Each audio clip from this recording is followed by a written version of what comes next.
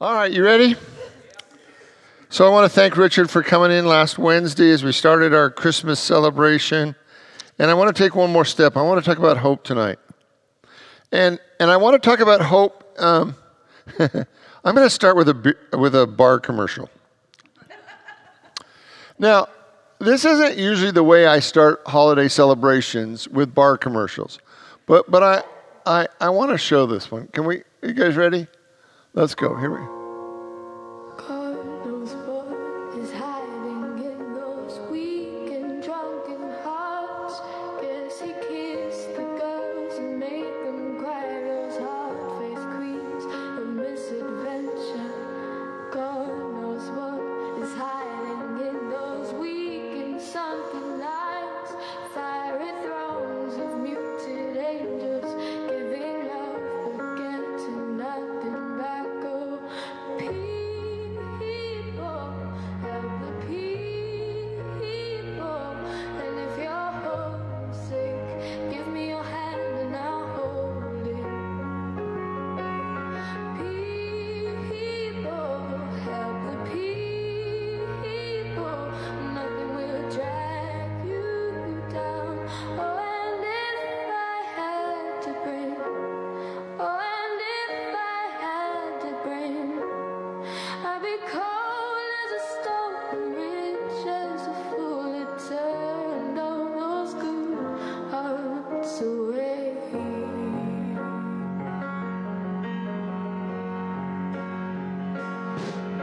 God knows what is hiding in this world of little consequence. Behind the tears, inside the lies, 1,000 slowly dying sunsets. God knows what is hiding in those weak and drunken hearts. Guess the loneliness came knocking. No one needs to be alone or singing.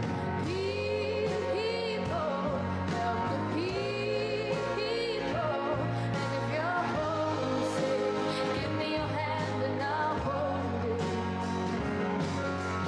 People, help the people. Nothing will drag you down. Oh, and if I had to bring, oh, and if I had to bring. Okay, what do you think? So here's the deal, right?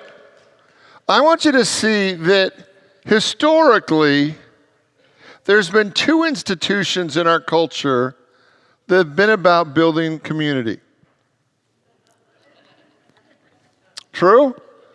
One of them has been the church, and one of them has been your local bar. And the reason that people would often go to a bar is the bar was more fun than their church.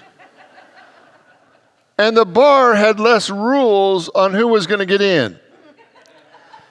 Because the bar only had one rule. You got to pay your bar bill. If you pay your bar bill, pretty much everybody gets in.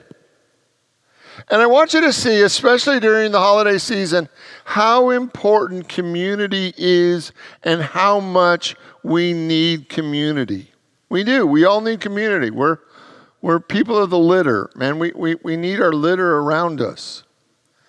And this holiday season, I want you to be looking for those people in and around your life that are feeling alone. And I want you to reach out to them. Invite them to church. Invite them into your life. Invite them into a meal. I want you to be reaching out and looking for those people that feel disconnected now. Because this is the role, historically, that church was always supposed to play. We were supposed to be that gathering place where people could come and be connected and be loved and feel the presence of God. And when the church didn't do it well, and many times we didn't, and many people didn't feel worthy of coming in, that they had to find other ways, and many times they felt disconnected. That during this holiday season, I'm going to ask you to keep your eyes open for the people in your life that need more, that are want more community. And I just love this commercial. I saw it. I wanted to show it on, bring it in onto the worship experience because, and I want us to look at this from a metaphysical point of view. Reverend Kim did a great job yesterday doing the metaphysics of Christmas. It was fabulous. But I want to look at the story again. So can we play this one more time? Can you hit the button again?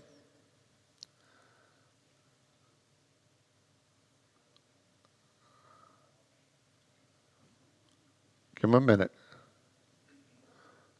There. Nope. Here it comes. There it goes. God knows what is hiding in those weak and drunken hearts.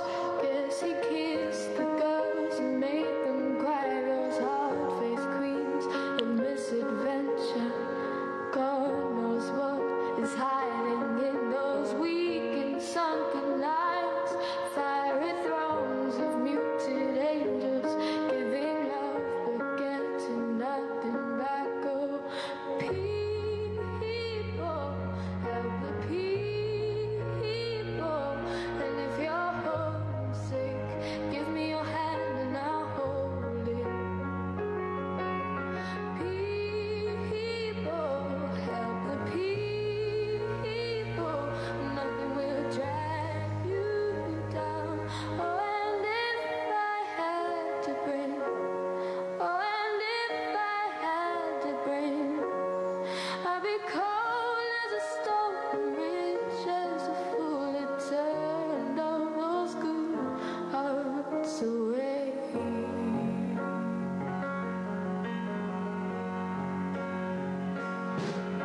God knows what is hiding in this world of little consequence. Behind the tears, inside the lies, 1,000 slowly dying sunsets. God knows what is hiding in those weak and drunken hearts. Guess the loneliness came knocking. No one needs to be alone or singing. People, help the people. And if you're homesick, give me your hand and I'll hold it. People, help the people. Nothing will drag you down. Oh, and if I had to bring, oh, and if I had to bring. Okay, so I believe that's a story of hope. And I want to kind of slow it down so that we can look at it maybe with new eyes. So the first scene in that little commercial, right, is he's bringing flowers to a graveside, right? And I want you to really open to an experience of that there was somebody that was so important to him, and he was celebrating their love, their relationship, what that person was for him, and he's bringing flowers to remember, to celebrate all that had gone on before. And then what he begins to do is to walk the streets. And as he's walking the streets, he's doing it from a place of hope. He's trying to engage the people around him in a relationship, in a connection. He's trying to engage them. And the first young girls walk by and they blow him off. And then the man reading the newspaper, blows him off. And he just keeps going because hope is so present for him, he just will not stop and go home and be depressed. How many of us have ever got given up on our hopes and our dreams and our desires and just gone home to be depressed in the quiet comfort of our own home? Right? And he refuses. So he's walking down the street, and there's this dog that stops at the door of the pub and won't let his people go forward. And so his people see their dog stopped at the door of the pub, and they think, well, let's go in, right? So they go in, they go up to the bar, they order a drink, the man goes gets a table, sits down, and the dog, I believe, metaphysically represents God. If you just switch two letters, right? We're right there, right? We're so close, right? But I think the dog represents God because the dog then goes to the man and engages him. And in the presence of the dog engaging him, his people are finally smart enough to come over. And then what happens? Now we've got a moment. We've got an experience. We've got a relationship. Magic begins to happen. And I want you to see over and over and over again in your life that without hope, there is no magic. That hope is a requirement for magic. And many people believe, well, hope, Richard, it's kind of just weak, right? Hope's kind of wimpy. It's not faith. Faith can move mountains. Hope is just kind of dishwater. It's no. But what I want you to see is that hope is amazing. Because when you've been knocked down by life, when you've known pain and limitation, the fact that you can hope is no less than a miracle. When you've been disappointed by life and you allow yourself to have the hope to believe that a greater possibility is possible for you, that is no small thing. And what I want you to see is wherever you are in your life, without hope, you're at as good as it's ever going to get. Because without hope, we just keep living the same life over and over and over again. And it is a requirement that we actually hope, and hope expands the possibilities. Now, hope doesn't know how it's going to work. It doesn't. Hope does not know how it's going to work, but hope knows that God does. And if we are willing to hope, God opens the door in ways in our life that we cannot even imagine. That over and over again, hope is not rational. It doesn't make sense why we would hope if we have been disappointed by life. It doesn't make sense why you would hope if you've been knocked down by life. You would just give up and die. And many of us have thought that was the best option. Has everybody had that experience at least once in your life where you've been so knocked down by life that just falling over and dying looks like it makes more sense than trying to get up again? And yet something inside of us, it is that activity of God that inspires us to hope again, and we get up and we move forward, even when we have no idea how it's going to work. Even when it doesn't make sense to hope, our soul is expanded. You know, one of the principles that I teach, that I truly believe in, is that our soul only does one of two things. It either expands or it contracts. Hope is the expanding activity of your spirit. But because without hope, we dwindle and die. Without hope in a greater way, in a greater possibility, in a greater day, without hope, there's no reason to get up in the morning. And you can see that in one another. You can see that when you look into someone's eyes and they've given up hope. You can see that slow process of contracting into a smaller and smaller life. That's not hope. Hope is that power that invites a child to sit on Santa's lap. And even though they have no idea how it's going to work, they have the courage to sit on Santa's lap and to share their greatest dream and just assume that it's going to work out. And it doesn't always make sense. But we need to challenge ourselves. We need to challenge ourselves today to hope.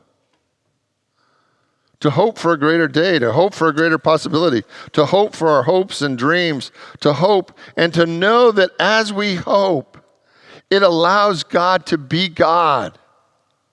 That's our job.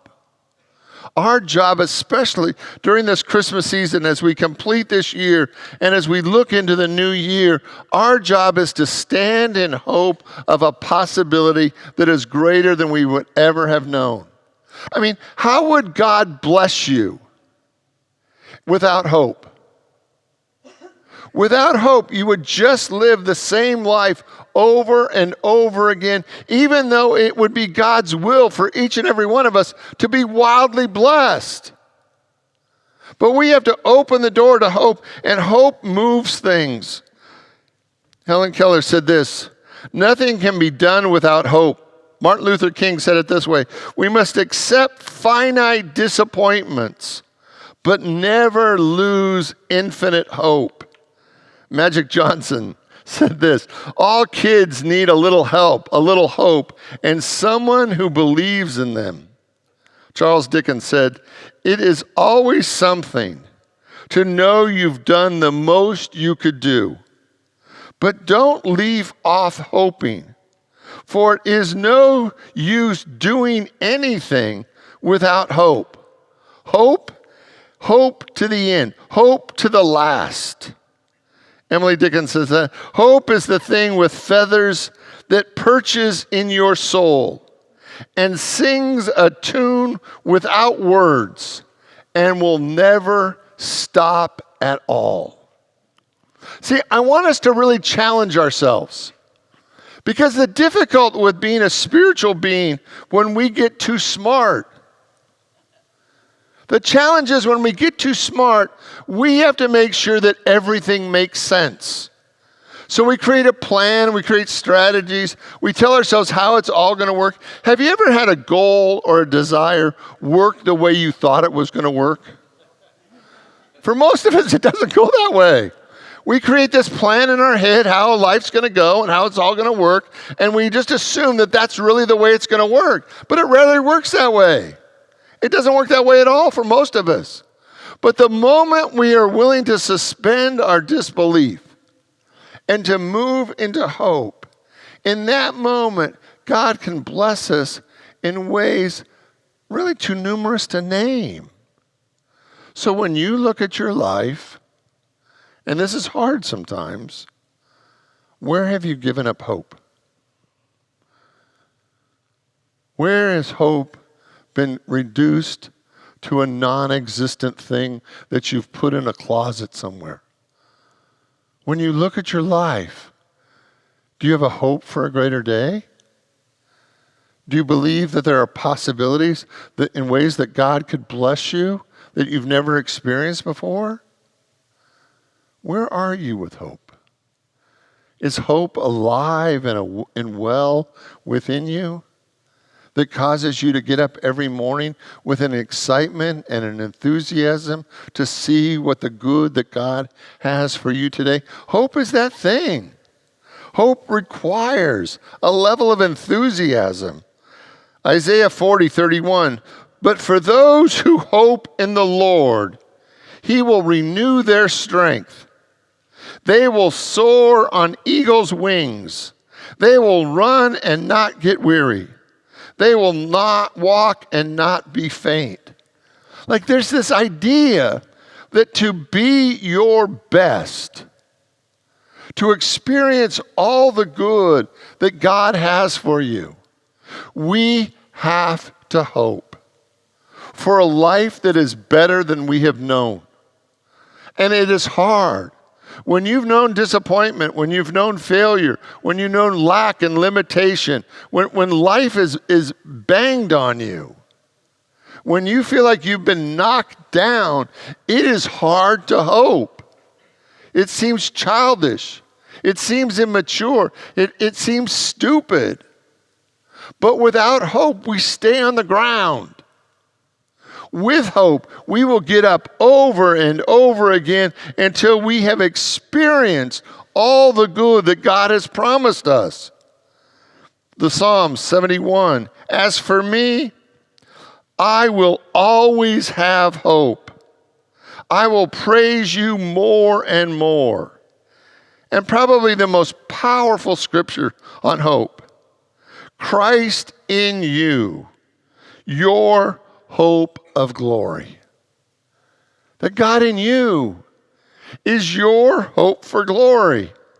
And it's hard.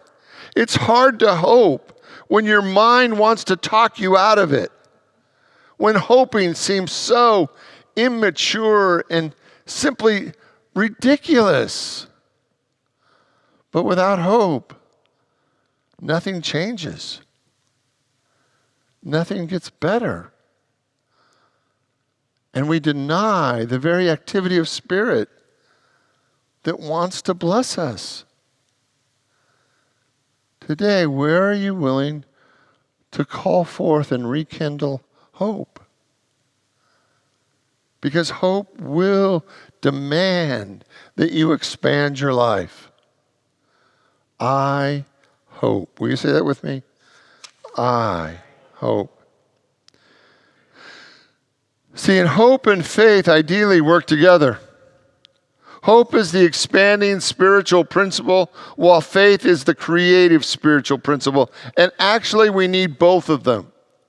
Hope opens the door, but then faith allows us the power to move through. Reading from Hebrews 11.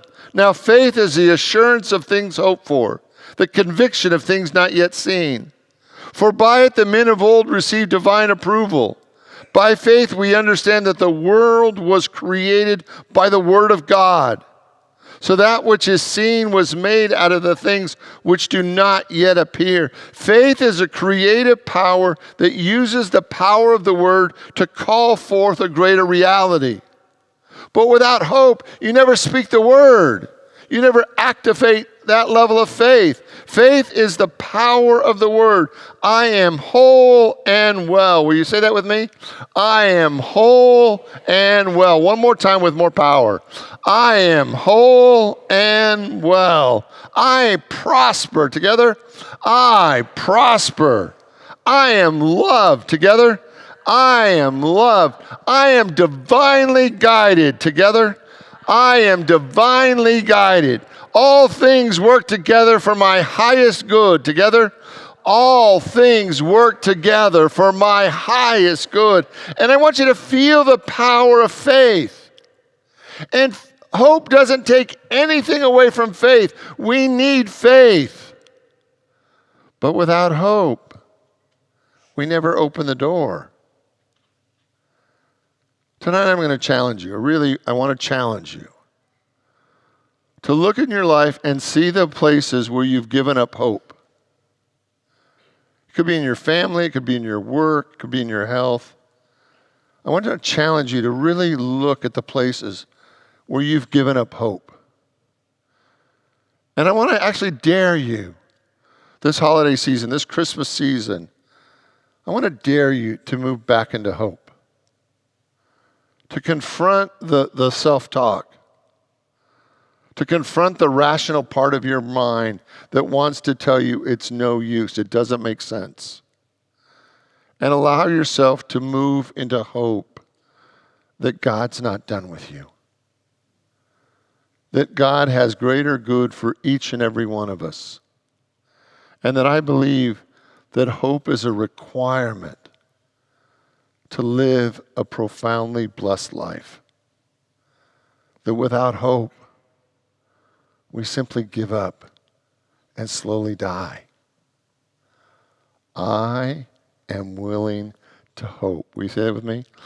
I am willing to hope. Will you pray with me? I invite you to open your mind, your heart, your soul to the activity of God. That there's but one presence and one power, God the good. And today we stand in complete hope, divine hope, childish hope, pure hope. A hope that believes that God is at work in our life, even when we don't understand how. A hope that will allow us to get back up off the floor when we've been knocked down. A hope that inspires us to dream again, to believe again, to live again, to love again, and to make our dreams a reality. Tonight, I call forth divine hope for each and every one of us.